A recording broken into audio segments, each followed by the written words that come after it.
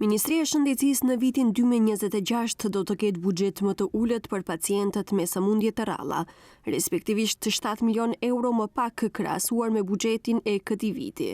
Disa ditë të tentuam të marrim një përgjigje nga Ministria e Shëndetësisë, sepse është marrë ky vendim, por nga atje pa përgjigje. Ministria e Shëndetësisë vazhdon të heshtë për arsyet pse në buxhetin e vitit 2026 parashikohet shkurtimi i mjeteve për pacientët me sëmundje të ralla.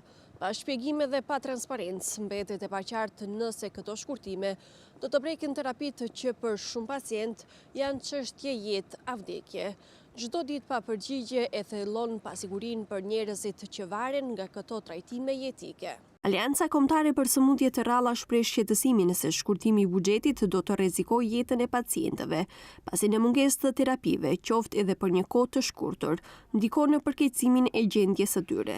Gjithashtu nuk do të ketë mjete as për pacientët e rinj, që mund të diagnostikohen me ndonjë sëmundje të rrallë. Shkurtimi i mjeteve për këtë program do të reflektohet drejt për drejt në numrin e pacientëve që mund të marrin terapi. Nëse buxheti mbetet në nivelin e parapar aktualisht, nuk do të ketë mundësi për trajtimin e pacientëve të rinj dhe për futjen e terapive të reja. Pasojat nga shkurtimi i mjeteve buxhetore mund të jenë të mëdha në aspektin e kontrollit të sëmundjeve, përkatësisht mund të vijë deri te përkeqësimi i gjendjes klinike të pacientëve, por edhe rrezik serioz për sigurinë e jetës së tyre, pasi këto sëmundje shpesh kanë progresion të shpejtë nëse nuk trajtohen në mënyrë adekuate. Disa ditë më parë, Ministra e Financave deklaroi se nuk mund të përgjigjet pse është shkurtuar buxheti për pacientët me sëmundje të ralla, duke theksuar se secili ministër vendos vetë për prioritetet dhe mënyrën e shpërndarjes së mjeteve brenda resortit që drejton.